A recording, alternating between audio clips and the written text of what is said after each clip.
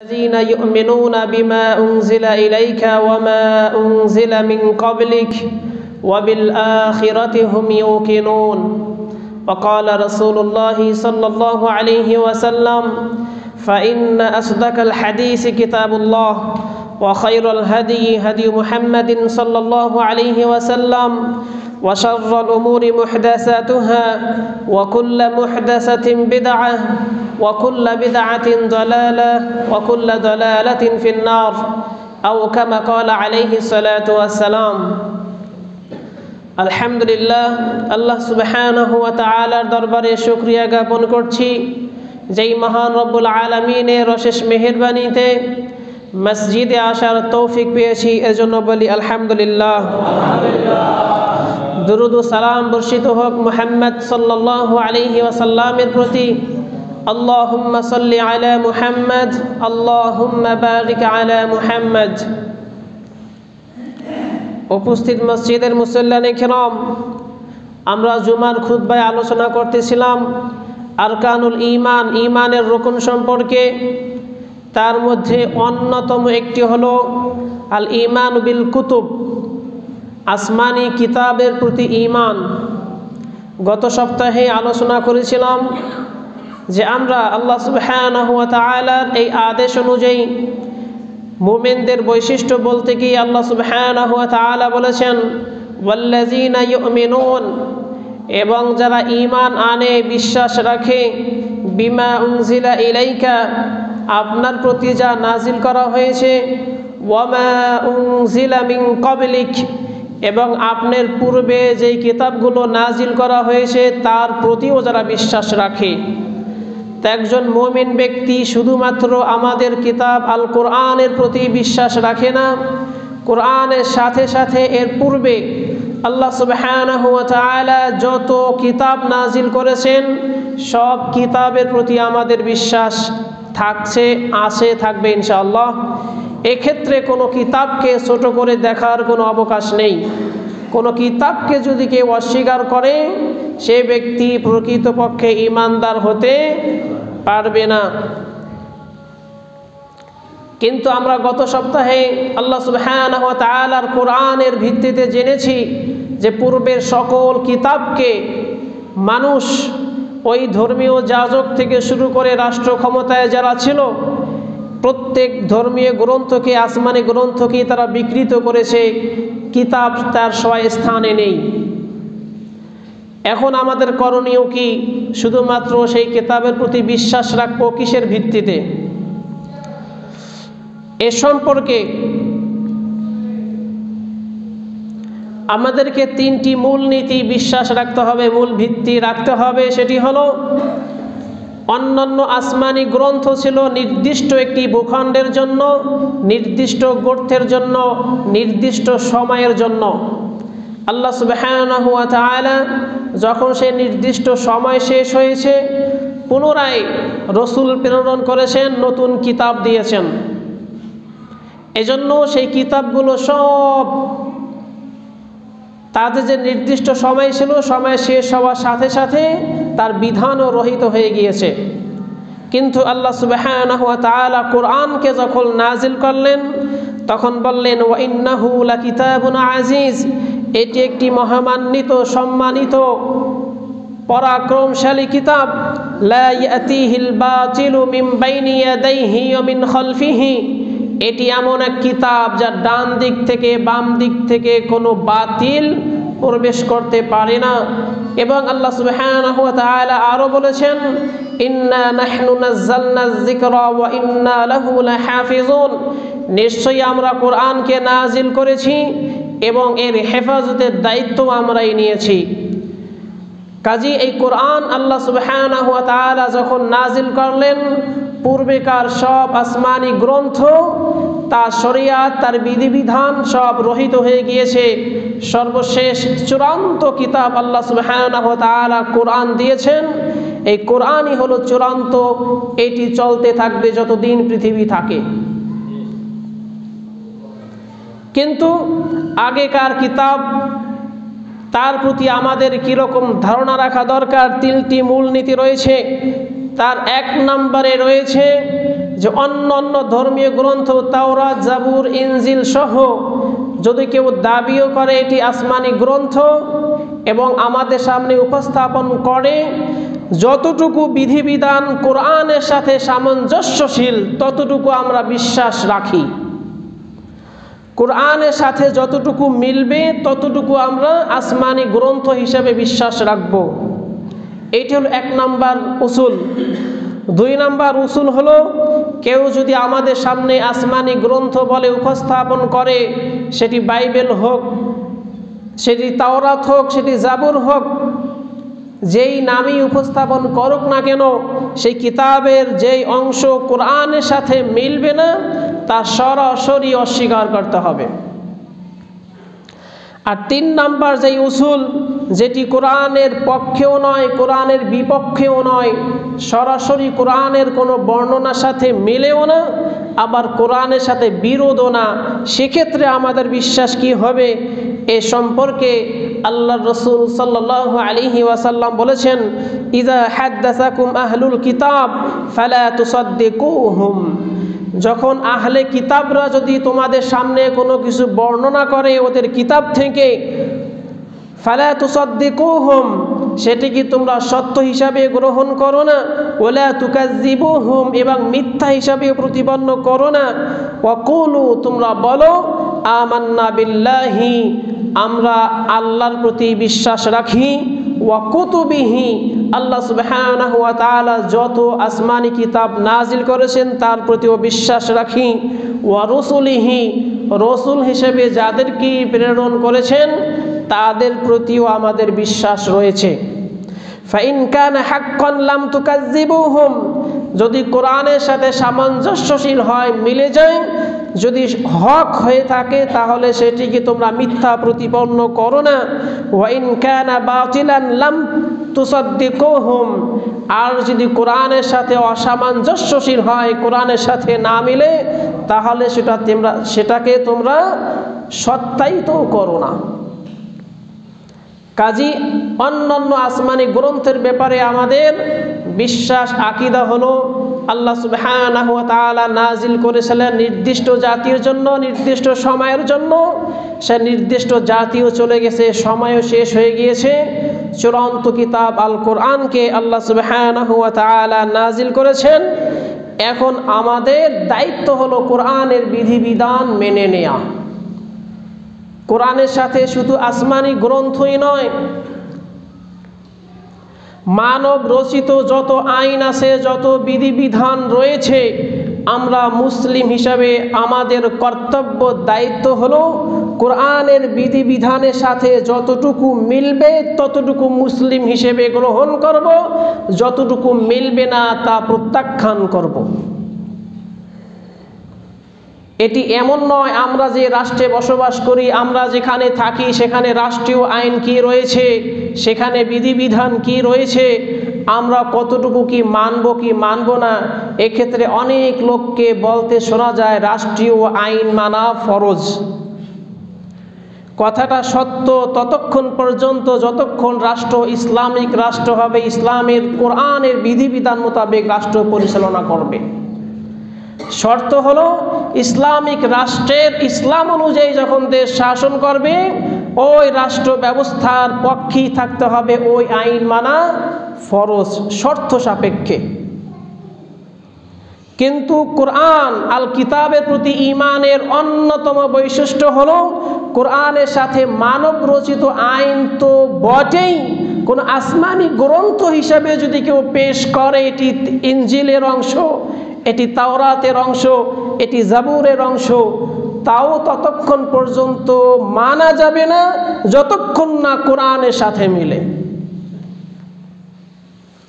এ সম্পর্কে আল্লাহ সুবহানাহু ওয়া তাআলা বলেন, ওয়া আনজালনা ইলাইকাল কিতাবা বিল হক, এবং আমি কিতাব হক যথাযথ রূপে প্রেরণ করেছি, নাজিল করেছি, মুসাদ্দিকাল লিমা বাইনা ইয়াদাইহি মিনাল কিতাব, এর পূর্বে যত কিতাব নাজিল করা হয়েছে সবগুলোকে সত্যায়িত করার জন্য, ওয়া মুহাইমিনান আলাইহি, শুধুমাত্র সত্যায়িত করবে না, সব মানব রচিত বিধান তো নয়, আসমানি গ্রন্থগুলোর উপরেও মুহাইমিন হিসাবে প্রতিপত্ত প্রভাবশালী কিতাব হিসেবে কোরআনকে নাজিল করেছি। অর্থাৎ কোরআন আসার পরে আর কোনো আসমানি গ্রন্থও চলবে না। এটি একজন ঈমানদার ব্যক্তির অবশ্যই বিশ্বাস থাকতেই হবে। এবং আল্লাহ সুবহানাহু ওয়া তাআলা সাথে সাথেই বলেন, এই কিতাবকে কেন দিয়েছি? ফাহকুম বাইনাহুম বিমা আনজালাল্লাহ, আল্লাহ সুবহানাহু ওয়া তাআলা যা নাজিল করেছেন এগুলো দিয়ে তুমি ফয়সালা করবে। কোরআনকে কেন দিয়েছেন?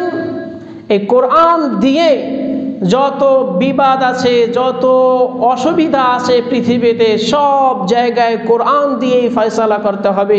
আল্লাহ সুবহানাহু ওয়া তাআলা বলেছেন সূরাতুল মাইদা 48 নম্বর আয়াত, ওয়ালা তাত্তাবি আহওয়াআহুম, এবং তাদের কোনো প্রবৃত্তি হাওয়ার অনুসরণ করবে না, আম্মা জাআকা মিনাল হক, হক যে এসেছে এর পরে কোনো মানুষের হাওয়া প্রবৃত্তির অনুসরণ তুমি করবে না। এই কিতাব দিয়েই বিচার ফয়সালা, রাষ্ট্র ব্যবস্থা, সামাজিক ব্যবস্থা, পারিবারিক ব্যবস্থা, অর্থনৈতিক ব্যবস্থা, সব জায়গায় কোরআনের বিধানই চালু করবে।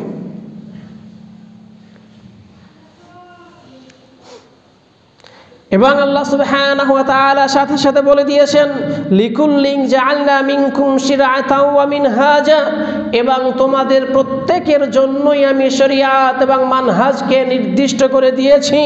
ওয়ালাউ শাআল্লাহু লাজআলাকুম উম্মাতাও ওয়াহিদা, আল্লাহ সুবহানাহু ওয়া তাআলা যদি চাইতেন, আল্লাহ সুবহানাহু ওয়া তাআলা যদি ইচ্ছা করতেন, কিতাব দিলাম, কিতাব অনুযায়ী সব উম্মত একই উম্মত হবে, কিতাবকে অনুসরণ করবে। আল্লাহ সুবহানাহু ওয়া তাআলা চাইলে অবশ্যই পারতেন যে আমি কিতাব দিলাম, আমি রসুল পাঠালাম, এই কিতাব অনুযায়ী রসুল দেশ পরিচালনা করবে, সব জায়গায় কিতাব অনুযায়ী বিধিবিধান চালাবে, আর সব মানুষ এটাকে মেনে নিবে, সকলেই এক উম্মত হয়ে যাবে, কোনো ভেদাভেদ থাকবে না। এটা যদি আল্লাহ সুবহানাহু ওয়া তাআলা চাইতেন অবশ্যই পারতেন।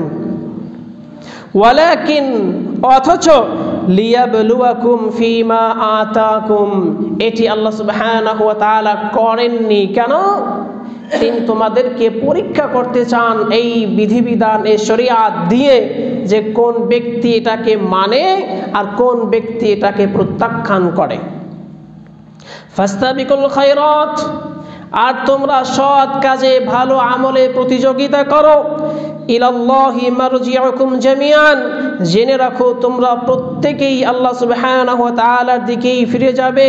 ফায়ুনাব্বিউকুম বিমা কুনতুম ফীহি তাখতালিফুন, আর তোমরা যেই বিষয়ে ইখতিলাফ করতে, মতানৈক্য করতে, এই বিষয়ে আল্লাহ সুবহানাহু ওয়া তাআলা অচিরেই তোমাদেরকে জানিয়ে দেবে।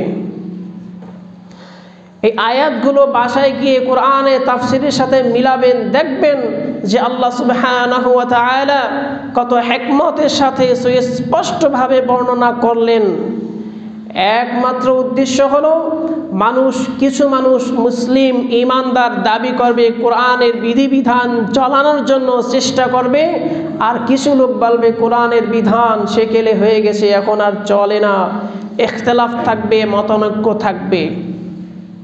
দুনিয়ার কিছু মানুষ এরকম বলবে যে আমরা মানব রচিত যে আইন তৈরি করলাম, যে সংবিধান রক্ষা করলাম, তার একটি অনুচ্ছেদ থাকবে, এই সংবিধানের সাথে অন্য যেই কোনো সংবিধান হোক, যতটুকু মিলবে ততটুকু এই ভূখণ্ডে চলবে, যতটুকু মিলবে না তা প্রত্যাখ্যান করা হবে। আর একজন ঈমানদার মুসলিমের দাবি হবে যতটুকু কোরআনের সাথে মিলবে ঈমানদার মুসলিম ততটুকু মেনে নিবে, যতটুকু কোরআনের সাথে মিলবে না ততটুকু প্রত্যাখ্যান করবে। এর ফলাফল কি?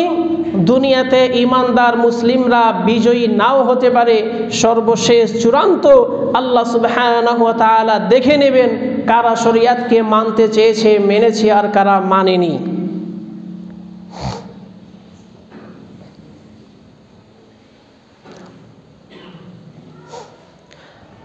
আরেকটি পর্যায় হলো যে কোরআনকে দেওয়ার একমাত্র উদ্দেশ্য ছিল আল্লাহর রাসূল সাল্লাল্লাহু আলাইহি ওয়াসাল্লাম এবং যেই মুমিনরা কোরআনকে পাবে এরা কোরআন দিয়েই সমস্ত ফয়সালা করবে। আরেকটি ব্যাপার হলো পরিপূর্ণ কিতাবের উপরে ঈমান আনতে হবে, ঈমান রাখতেই হবে। এরকম নয় এতটুকু মানলাম এতটুকু মানলাম না, এরকম করা যাবে না। এ সম্পর্কে আল্লাহ সুবহানাহু ওয়া তাআলা সূরাতুল বাকারা 85 নম্বর আয়াতে বলেন, আফাতুমিনুনা বিবা'দিল কিতাবি ওয়া তাকফুরুনা বিবা'দ, তোমরা কি কিতাবের কিছু অংশের প্রতি বিশ্বাস রাখবে আর কিছু অংশকে অস্বীকার করবে? ফামা জাযাউ মান ইয়াফআলু যালিকা মিনকুম ইল্লা খিজিউন ফিল হায়াতিদ দুনিয়া, জেনে রাখো যারা এরকম করবে যতটুকু সুবিধা হয় নিজেদের মন মতো হয় ততটুকু প্রতি বিশ্বাস রাখবে, ততটুকু আমল করবে, যতটুকু অসুবিধা হয় কষ্ট হয় আমাদের আইনের সাথে মেলে না ততটুকু অস্বীকার করবে, প্রত্যাখ্যান করবে। এরকম যদি হয় জেনে রাখো এই দুনিয়ার জীবনেই তোমাদের উপরে আল্লাহ সুবহানাহু ওয়া তাআলা লাঞ্ছনা বঞ্চনা ঢেলে দিবেন। খিজিউন ফিল হায়াতিদ দুনিয়া, আখিরাতের আযাবের কথার আগেই আল্লাহ সুবহানাহু ওয়া তাআলা দুনিয়ার কথা, দুনিয়ার লাঞ্ছনা বঞ্চনার কথা বলেছেন। এইজন্য দুনিয়ায় কোনো ব্যক্তি তার ব্যক্তিগত জীবনে, তার পারিবারিক জীবনে, তার সামাজিক জীবনে, তার অর্থনৈতিক জীবনে, তার রাষ্ট্রীয় জীবনে, আন্তর্জাতিক মহলে যদি কোরআন এই কিতাবের ফয়সালা পরিপূর্ণভাবে মেনে না নেয়, এই দুনিয়াতে ওই ব্যক্তির ব্যক্তিগত জীবনে, ওই ব্যক্তির পারিবারিক জীবনে, ওই ব্যক্তির সামাজিক জীবনে, ওই ব্যক্তির অর্থনৈতিক জীবনে, ওই ব্যক্তির রাষ্ট্রীয় জীবনে আল্লাহ সুবহানাহু ওয়া তাআলা লাঞ্ছনা বঞ্চনায় ঢেলে দিবেন। এরপরে আল্লাহ সুবহানাহু ওয়া তাআলা বলেন, ওয়া ইয়াউমাল কিয়ামাতি ইউরাদ্দুনা ইলা আশাদ্দিল আযাব, এবং আখিরাতের জীবন যখন শুরু হবে আল্লাহ সুবহানাহু ওয়া তাআলা কঠিন থেকে কঠিনতর আযাবের মধ্যে নিক্ষেপ করবেন। কাজী বুঝা গেল আল্লাহ সুবহানাহু ওয়া তাআলা যে কোরআন দিয়েছেন এর বিধিবিধান যেখানে যেরকম দিয়েছেন সেখানে সেই রকমই বিশ্বাস করতে হবে, পালন করতে হবে। এর বিপরীতে চলে গেলেই আল্লাহ সুবহানাহু ওয়া তাআলা দুনিয়াও আযাব দিবেন, আখিরাতেও আযাব দিবেন। এর ফলশ্রুতিতেই আমরা দেখতে পাই সারা বিশ্বে মারামারি, কাটাকাটি, হানাহানি, যত বিশৃঙ্খলা, ফিতনা, ফাসাদ, একমাত্র কারণ হলো মানুষ আল্লাহ সুবহানাহু ওয়া তাআলা নাজিল করা বিধিবিধান ছেড়ে দিয়ে নিজেদের মন গড়া বিধিবিধান মোতাবেক তাদের জীবন পরিচালনা করছে। যতদিন পর্যন্ত কোরআনের বিধিবিধান দিয়ে রাষ্ট্র পরিচালনা হয়েছে রাষ্ট্র ভালো ছিল, সমাজ পরিচালনা করেছে সমাজ ভালো ছিল, পরিবার এই কোরআন দিয়ে পরিচালনা করেছে পরিবার ব্যবস্থাও ভালো ছিল, ব্যক্তি জীবনেও কোরআনকে মেনেছে ব্যক্তি হিসেবেও ভালো ছিল।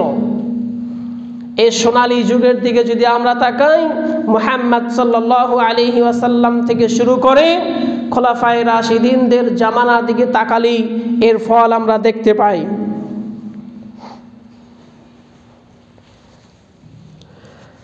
আরেকটি বিষয়, কিতাবের প্রতি শুধুমাত্র আমরা ঈমান রাখি, ঈমান রাখার আরেকটি অন্যতম বিষয় হলো কোরআনের কোনো অংশকে গোপন করা যাবে না।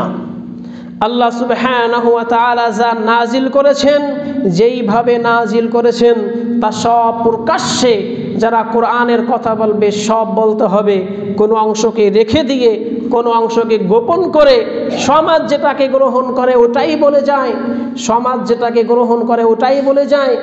এর বিপরীতে যেই কথা বললে সমাজে আপনার মস্কারা, এমনকি ঠাট্টা বিদ্রুপের পাত্র হতে পারে, সেই জিনিসগুলো বলে না, সেই জিনিসগুলো গোপন রাখে।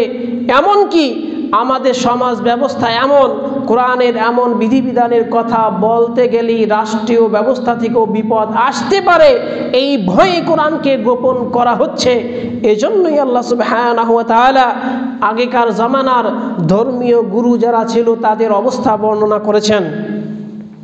ওয়াইজ আখাযাল্লাহু মিসাকাল্লাযীনা উতুল কিতাব, যাদেরকে কিতাব দেওয়া হয়েছিল, কিতাব প্রাপ্তরা, এদের কাছ থেকে আল্লাহ সুবহানাহু ওয়া তাআলা এই অঙ্গীকার নিয়েছিলেন, লা তুবাইয়িনুন্নাহু লিন-নাস, তোমরা মানুষের সামনে স্পষ্টভাবে বর্ণনা করে দেবে, কোনো জড়তা রাখবে না।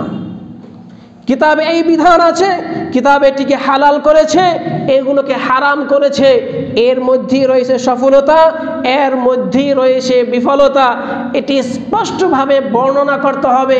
প্রত্যেক কিতাব প্রাপ্তদের কাছ থেকেই আল্লাহ সুবহানাহু ওয়া তাআলা এই অঙ্গীকার নিয়েছেন, ওয়ালা তাকতুমুনা, এবং কোনো অংশকে গোপনও করবে না। কিন্তু কি হয়েছে? ফানাবাযুহু ওয়ারাআ যুহুরিহিম, ওই কিতাব প্রাপ্তরা করেছে কি, তারা এই কিতাবের বিধিবিধানকে পিছনে ঠেলে রেখেছে, ওয়াশতারাউ বিহি সামানান কলিলা, এবং স্বল্প মূল্যে এই কোরআনকে, আল্লাহর বিধিবিধানকে তুচ্ছ মূল্যে বিক্রি করে দিয়েছে। ফাবিসা মা ইয়াশতারুন, এই কোরআন দিয়ে তারা যা ক্রয় করেছে কতই না নিকৃষ্ট, কতই না খারাপ। আমরা ইহুদি ধর্মীয় গুরুদের সম্পর্কে জানি, আল্লাহ সুবহানাহু ওয়া তাআলা স্পষ্টভাবে কোরআনে জানিয়ে দিয়েছে, এবং এই ইনজিল কিতাব প্রাপ্তদের কথাও জানি যে এরা কি করত। এক শ্রেণীর আলেম ছিল, আহবার ওয়া রুহবান ছিল, এরা জনগণের টাকা মাল সম্পদ নেয়ার জন্য জনগণ কোন বিধানটাকে পছন্দ করে, কিতাবের সাথে না মিললে কিতাবটাকে গোপন করে জনগণকে খুশি করার জন্য ওইভাবেই বর্ণনা করত। কেন? এই জনগণের কাছ থেকে কিছু অর্থ সম্পদ নেওয়া যাবে, খুব ভালো ধর্মীয় গুরু, একই তো হাদিয়া দিতে হয়। আরেক দল ছিল, এরা ছিল রাষ্ট্রীয় ক্ষমতায় যারা অধীন, এদের কাছে গিয়ে বলতো রাষ্ট্রীয় ক্ষমতা পরিচালনা করার জন্য যদি দেখতো এই কিতাব মানতে গেলে এদের রাষ্ট্রীয় ক্ষমতার অধিষ্ঠ এরা থাকতে পারবে না, এদের জন্য সমস্যা হতে পারে, এই ধর্মীয় গুরুদেরকে ডেকে বলতো এই বিধানটাকে তোমরা পরিবর্তন করে দাও, তোমাদেরকে এই এই সুযোগ দেওয়া হবে। তারা তাই করত। এই ঘটনাগুলো আল্লাহ সুবহানাহু ওয়া তাআলা আমাদের কাছে কেন বর্ণনা করলেন? ওই ইহুদি খ্রিস্টানরা যেই পথে হেঁটেছে, এই মুসলিম জাতীয় সেই পথেই হাঁটবে, এই জন্য সতর্ক করে দিয়েছেন, খবরদার তোমাদের অবস্থা যেন এরকম না হয়, যদি হয় তাহলে তোমাদের অবস্থাও ওদের যেরকম হয়েছিল ওই রকমই হবে। আজকে আমাদের সমাজেও কিছু এই কিতাবধারী আলেম দেখা যায়, সমাজে যে জিনিসগুলো সুন্দরভাবে গ্রহণ করে সেগুলোকে বলে, যেগুলো কষ্টসাধ্য সেগুলোকে গোপন করে। কেন? সমাজের কাছে ভালো হতে চায়। আরেক শ্রেণী আছে রাষ্ট্রীয় ক্ষমতাধর ব্যক্তি, যারা এদের সুবিধা মতো ফতোয়া দেয়, কোরআন কিতাবকে গোপন রাখে। কেন? রাষ্ট্রীয় সুযোগ সুবিধা পাওয়ার জন্য। কাজী লাঞ্ছনা বঞ্চনা ওদের যেরকম এসেছিল এদের উপরেই আসবে। আমাদের দায়িত্ব হলো সুস্পষ্টভাবে বর্ণনা করে দেয়া। আমরা আলোচনা করতেছিলাম যে কিতাবের প্রতি ঈমান, কিতাবের প্রতি ঈমানের মানেই হলো এই বিষয়গুলো সব একত্রে নিয়ে আসতে হবে। কোনো একটি ধাপে যদি দুর্বলতা থাকে, কোনো একটি ধাপে যদি দুর্বলতা থাকে, তার ঈমানের মধ্যে ততটুকুই দুর্বলতা থাকবে। সে যতই বলুক আমানতু বিল্লাহি ওয়া মালাইকাতিহি ওয়া কুতুবিহি ওয়া রুসুলিহি ওয়াল ইয়াউমিল আখিরি ওয়াল কদরি খাইরিহি ওয়া শাররিহি মিনাল্লাহি তাআলা, মুখস্থ সে হাজারবার পড়ুক না কেন, তার কোনোই কাজে আসবে না। কিতাবের প্রতি ঈমান আনার মানেই হলো আল্লাহ সুবহানাহু ওয়া তাআলা সূরাতুল ইব্রাহিম প্রথম নাম্বার আয়াতে সূরাতুল হাদীদেও বলেছেন, আলিফ লাম রা কিতাবুন আনজালনাহু ইলাইকা লিতুখরিজান নাসা মিনাজ যুলুমাতি ইলান নূর। যে কিতাব, এই কিতাব তোমার প্রতি আমি নাজিল করেছি এই জন্য তুমি এই মানব জাতিকে অন্ধকার থেকে আলোর দিকে বের করে আনবে। লিতুখরিজান নাসা মিনাজ যুলুমাতি ইলান নূর, এই মানব জাতিকে অন্ধকার থেকে আলোর দিকে নিয়ে আসবে। অন্ধকার বলতে গিয়ে আল্লাহ সুবহানাহু ওয়া তাআলা জুলুমাত শব্দ ব্যবহার করেছেন। জুলুমাত হলো জুলমুন, এক বছর অন্ধকার, আর বহু বছর হলো জুলুমাত, অনেক অন্ধকার থাকবে সমাজে। সে অন্ধকার কি? কুফুরির অন্ধকার, শিরকের অন্ধকার, পাপাচারীর অন্ধকার, বিদআতের অন্ধকার, সমস্ত প্রকার অন্ধকার থেকে বের করে ইলা নূর, একটি মাত্র আলো আল কোরআনের দিকে নিয়ে আসবে। কদ জাআকুম মিনাল্লাহি নূরুন ওয়া কিতাবুম মুবিন। আল্লাহ সুবহানাহু ওয়া তাআলা বলেছেন, তোমার নিকট নূর, কিতাব এসেছে। এই কিতাবটাই হলো আলো। এই আলো দিয়েই দুনিয়াতে আমাদের চলতে হবে। এটি এমন নয় যে কোরআনের প্রতি শুধু বিশ্বাস রাখলাম, গিলাফে ভরে রেখে দিলাম, আর এর প্রতি ঈমান রাখলাম, তাহলেই মনে হয় কিতাবের প্রতি ঈমান রাখা হলো। ব্যাপারটি এমন নয়, ব্যাপারটি এমন নয়। আল্লাহ সুবহানাহু ওয়া তাআলা সুস্পষ্টভাবে বলে দিয়েছেন, এই কিতাব যে রাষ্ট্র ক্ষমতায় আছে তার জন্য গাইডলাইন। এই কিতাব যে ব্যক্তি অর্থনীতির চরম শিখরে একদম উচ্চ পদে আছে তার জন্য এই কিতাব, যে বিচারালয়ে বিচারক হিসাবে চিফ জাস্টিস হিসেবে রয়েছে তার জন্য এই কিতাব। এই কিতাব সামাজিক জীবনের জন্য, এই কিতাব হলো পারিবারিক জীবনের জন্য, এই কিতাব হলো তার ব্যক্তিগত জীবনের জন্য। এই সম্পর্কে আল্লাহ সুবহানাহু ওয়া তাআলা সূরাতুল হজ ৪১ নম্বর আয়াতে বলেন, রাষ্ট্র ক্ষমতায় যে আছে, যাদেরকে রাষ্ট্র ক্ষমতা দেয়া হয়, এরা যদি নিজেদেরকে ঈমানদার হিসেবে দাবি করতে চায় তাদের কি করণীয়? আল্লাহ সুবহানাহু ওয়া তাআলা বলেছেন, আল্লাযীনা ইম্মাক্কান্নাহুম ফিল আরদ, যদি মুমিনদেরকে আমি জমিনের রাজত্ব দেই, রাষ্ট্র ক্ষমতা দেই, তাদের মৌলিক দায়িত্ব হলো আকামুস সালাত। ১ নম্বর দায়িত্ব হলো তারা রাষ্ট্রে সালাত প্রতিষ্ঠা করবে। রাষ্ট্র ক্ষমতা যারা আছে, আল্লাহ সুবহানাহু ওয়া তাআলা থেকে প্রথম দায়িত্ব হলো পুরো রাষ্ট্রে সালাত কায়েম করতে হবে। রাষ্ট্র ক্ষমতা যিনি আছেন সংসদ ভবনে, তিনি হবেন ইমাম। যিনি আদালতে প্রধান বিচারপতি, তিনি হবেন ওইখানের ইমাম। যেই পদে আছে, ওই অফিসের যে প্রধান আছেন উনি হবেন ইমাম। তার নেতৃত্বে সালাত প্রতিষ্ঠা করতে হবে যদি নিজেকে ইমানদার দাবি করে থাকে। কেন? ১ নম্বরই আল্লাহ সুবহানাহু ওয়া তাআলা সালাত প্রতিষ্ঠার কথা বললেন, যে সালাত যদি কেউ রাষ্ট্রীয় জীবন থেকে শুরু করে সব জায়গায় সালাত প্রতিষ্ঠা করা যায়, সব জায়গা থেকে সুদ, ঘুষ এবং যত প্রকারের দুর্নীতি আছে সব চলে যাবে। কেন? এক অফিসের প্রধান যদি তিনি ইমামতি করতে যান আর তিনি যদি সুদ খান, ঘুষ খান, দুর্নীতির সাথে জড়িত থাকে, এর অধীনস্থ লোকেরা জানে, হাসাহাসি করবে, তিনি নিজেও লজ্জাবোধ করবেন, কিভাবে আমি ইমাম হই। ইমাম হওয়ার জন্য যোগ্যতা অর্জন করেই ওই অফিসের প্রধান হতে হবে। কাজী প্রধান প্রথম দায়িত্ব হলো সালাত প্রতিষ্ঠা করবে, ওয়া আতাউজ যাকাত, এবং তার অর্থনৈতিক কৌশল, অর্থনৈতিক ব্যবস্থা হবে জাকাত ভিত্তিক অর্থনীতি। সে জাকাত ভিত্তিক অর্থনীতি চালু করবে। সুদ ভিত্তিক কোনো অর্থনীতি সে রাষ্ট্রে চলতে পারে না। এবং কি করবে? ওয়া আমারু বিল মারুফ, এবং সৎ কাজের আদেশ করবে। যত ভালো কাজ আছে সব রাষ্ট্রীয়ভাবে বিধান থাকবে, এগুলো করতেই হবে, এটি আদেশ রাষ্ট্রীয়, একদম চূড়ান্ত পর্যায় থেকে আইন থাকবে। যত ভালো কাজ আছে, ভালো কাজ কি? যে ভালো কাজ সম্পর্কে আল্লাহ সুবহানাহু ওয়া তাআলা বলেছেন, এগুলো ভালো কাজ, এগুলো করলে জান্নাতে যাওয়া যায়, এগুলো ভালো কাজ, এগুলো করলে দুনিয়াতেও শান্তি পাওয়া যায়। যত ভালো কাজ আল্লাহ সুবহানাহু ওয়া তাআলা বলেছেন, মুহাম্মদ সাল্লাল্লাহু আলাইহি সাল্লাম বলেছেন, রাষ্ট্রীয়ভাবে আইন থাকবে, এগুলো করতেই হবে। ওয়ানাহাউ আনিল মুনকার, এবং যত খারাপ কাজ আছে, খারাপ কাজ আল্লাহ সুবহানাহু ওয়া তাআলা যেগুলো বলেছেন, এগুলো করলে আখিরাতেও জাহান্নাম, দুনিয়াতেও লাঞ্ছনা বঞ্চনা। মুহাম্মদ সাল্লাল্লাহু আলাইহি ওয়াসাল্লাম সতর্ক করেছেন, এগুলো সব খারাপ কাজ, রাষ্ট্রীয়ভাবে এগুলো সব নিষিদ্ধ করতে হবে। কাজী রাষ্ট্রে যারা থাকবেন তাদের জন্য আল্লাহ সুবহানাহু ওয়া তাআলা বিধান দিয়েছেন। এবং যারা বিচারক হবেন, বিচারালয়ে থাকবেন, এদের জন্য আল্লাহ সুবহানাহু ওয়া তাআলা বলেছেন ওয়ামান লাম ইয়াহকুম বিমা আনজালাল্লাহু ফাউলাইকা হুমুল কাফিরুন, যারা আল্লাহ সুবহানাহু ওয়া তাআলা নাজিলকৃত এই বিধান দিয়ে বিচার ফয়সালা করবে না তারা কাফের। ওয়ামান লাম ইয়াহকুম বিমা আনজালাল্লাহু ফাউলাইকা হুমুজ জালিমুন, যারা আল্লাহর বিধিবিধান দিয়ে বিচার ফয়সালা করবে না এরাই জালেম। ওয়ামান লাম ইয়াহকুম বিমা আনজালাল্লাহু ফাউলাইকা হুমুল ফাসিকুন, আল্লাহর নাজিলকৃত এই বিধান দিয়ে যারা বিচার ফয়সালা করবে না এরাই ফাসিক।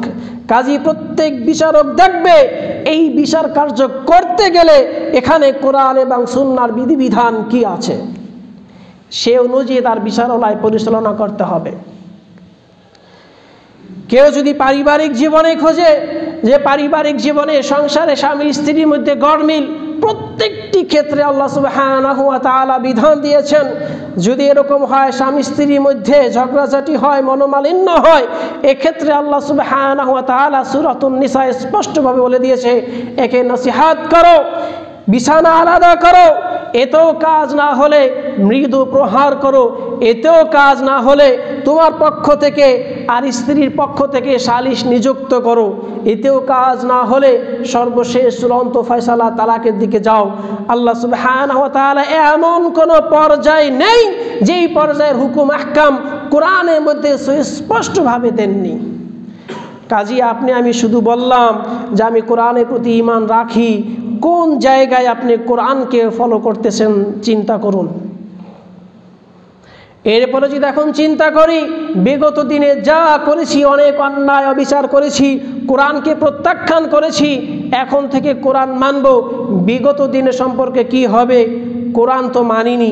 এ সম্পর্কে আল্লাহ সুবহানাহু ওয়া তাআলা সূরাতুল ফুরকান ৭০ নম্বর আয়াতে বলেছেন ইল্লা মান তাবা ওয়া আমানা ওয়া আমিলা আমালান সালিহা, যে ব্যক্তি তওবা করে ফিরে আসবে, ভালো কাজ এখন থেকে কোরআন সুন্নাহ অনুসরণ করবে,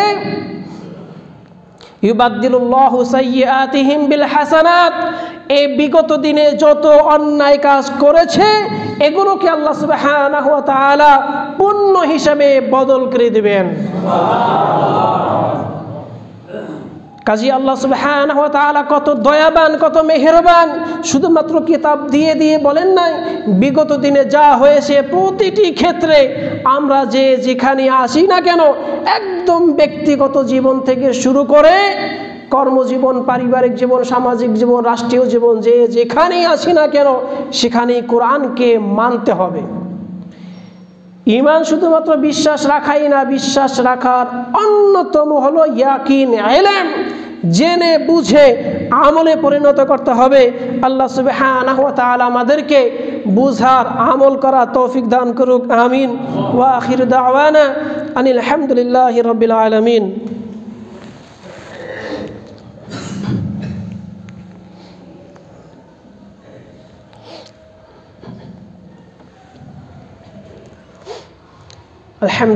الحمد لله رب العالمين والعاقبة للمتقين والصلاة والسلام على رسول النبي الكريم أما بعد أعوذ بالله من الشيطان الرجيم بسم الله الرحمن الرحيم إن الله وملائكته يصلون على النبي يا أيها الذين آمنوا صلوا عليه وسلموا تسليما اللهم صل على محمد وعلى آل محمد كما صليت على إبراهيم وعلى آل إبراهيم إنك حميد مجيد।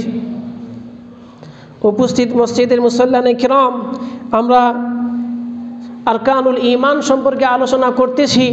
আজকে যে আলোচনা করলাম, আলোচনা করে 1, 2, 5 জুমায় শেষ হবে না। কিতাবের প্রতি ঈমান রাখার কতগুলো বিষয়ের অন্তর্ভুক্ত, এরপরেও বলতে হয় আমাদের সংক্ষিপ্ত আকারে শেষ করতে হয়, যেহেতু আরকানুল ঈমান শেষ না করলে আমরা আমলের দিকে ঢুকতে পারতেছি না। অনেকেই মনে করেন যে শায়েখ এতদিন পর্যন্ত শুধু ঈমানের উপরে আলোচনা, কিন্তু আমার তো মনে হয় ঈমানের উপরে আলোচনা শেষ হয় না। আমলের উপরে অনেক আলোচনা হয়, অনেক আলোচনা শুনবেন আমলের উপরে, কোনটা ভালো কাজ, কোনটা আমলে সালেহ আমরা অনেকেই জানি। সালাত পড়তে হবে, যাকাত দিতে হবে, সিয়াম রাখতে হবে, ভালো কথা বলতে হবে, মিথ্যা বলা যাবে না, হারাম খাওয়া যাবে না, সুদ খাওয়া যাবে না, সব আমরা জানি, কিন্তু মানি কতটুকু?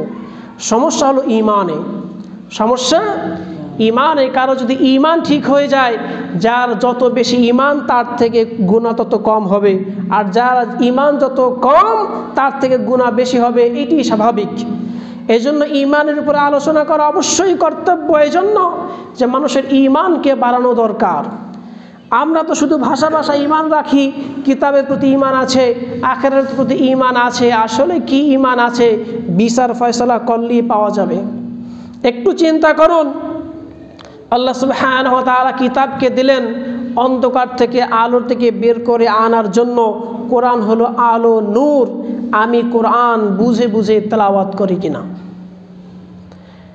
আমি কতটুকু কোরআন বুঝেছি, আমি কতটুকু হেদায়েত কোরআন থেকে নিয়েছি, আমি আমার নিজেকে প্রশ্ন করলেই পাবো। কিতাবের প্রতি ঈমান তো আছে, দাবি তো করি।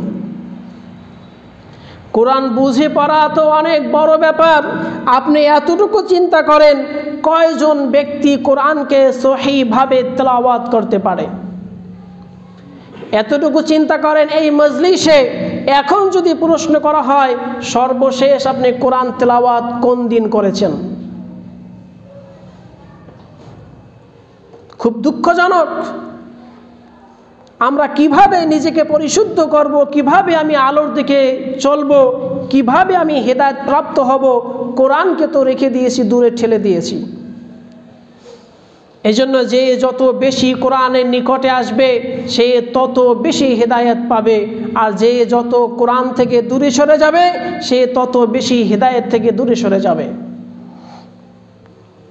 এজন্য আজকের কিতাবের প্রতি এই আলোচনা আজকে শেষ করব, কিন্তু সাথে সাথে আপনাদের প্রতি দাবি থাকবে, আমি ইনশাআল্লাহ আপনাদের সাথে আছি। কোরআনকে সহি শুদ্ধভাবে পড়ার জন্য এই মসজিদের নিয়মিত মুসল্লি যারা, একজন মুসল্লি এরকম হবে না যে কোরআনকে সহি শুদ্ধভাবে তেলাওয়াত করতে পারে না। আমি নিজে ইনশাআল্লাহ সময় দেব যে 3 দিন থাকি, প্রতিদিন বাদ ফজরের পরে কোরআন শিক্ষা দেবো। ইনশাআল্লাহ সবাই থাকবেন এরপরে ইনশাআল্লাহ ধারাবাহিকভাবে কোরআনকে যখন সহি শুদ্ধভাবে শিখব, কোরআন যেই সালাতের মধ্যে তেলাওয়াত যতটুকু করি ততটুকু অর্থ সহকারে শিখব। এরপরে ইনশাআল্লাহ আমরা আরবি ভাষা শেখা শুরু করব, যাতে করে কোরআন এবং হাদিস আরবি ভাষায় আমরা বুঝতে পারি। আল্লাহ সুবহানাহু ওয়া তাআলা তৌফিক দান করুন, আমিন।